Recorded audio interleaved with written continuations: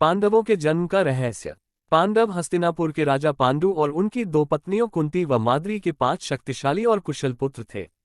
महाभारत में युधिष्ठिर, भीम, अर्जुन, नकुल और सहदेव, ये 5 पांडव सबसे अधिक सराहना के पात्र रहे हैं।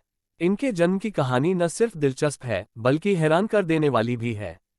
एक बार राजा पांडु अपनी पत्नियों के साथ शिकार करने के लिए जंगल में गए। राजा पांडु को वहां एक हिरण का जोड़ा दिखाई दिया जो एक दूसरे से बेहद प्यार करता था। जब राजा की नजर उस जोड़े पर पड़ी तो उन्होंने तीर निकालकर नर हिरण को निशाना बनाया और तीर छोड़ दिया। तीर सीधा हिरण की छाती में जाकर लगा। वह हिरण कोई और नहीं बल्कि हिरण के वेश में ऋषि किदंबा थे। उन्होंने पांडु को श्राप दिया कि वह जब भी किसी महिला के करीब जाएंगे तभी उनकी मृत्यु हो जाएगी। पांडु ने ऋषि किदंबा से क्षमा मांगी लेकिन तब तक वो मर चुके थे। श्राप के कारण पांडु ने राज्य त्याग दिया और अपन पत्नियों से निवेदन किया कि वो वापस राज्य लौट जाएं। लेकिन उन्होंने मना कर दिया।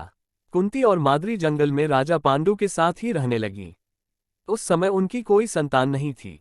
तब कुंती ने अपने पति को बताया कि उन्हें ऋषि दुर्वासा से वरदान मिला था कि वह किसी भी भगवान को बुलाकर उनसे एक शिशु को प्राप्त कर सकती है। दुर्वासा द्वारा कुंती को दिए गए मंत्रों के उपयोग के माध्यम से उसने यम यानी धर्म के देवता का आह्वान किया, जिससे उन्होंने युधिष्ठिर को जन्म दिया। उसने फिर पवन देव से भीम, इंद्र देव से अर्जुन के रूप में एक और पुत्र प्राप्त किया।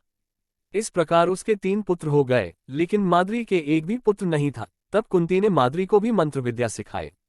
मंत्रों की मदद से माद्री ने अश्विनी कुमारों को बुलाया, जिन्होंने उसे नकुल और सहदेव पुत्र के रूप में दिए। इस प्रकार 5 पांडवों का जन्म हुआ। देवताओं से प्राप्त सभी पांडवों को देवताओं की तरह ही दिव्य गुण प्राप्त हुए थे।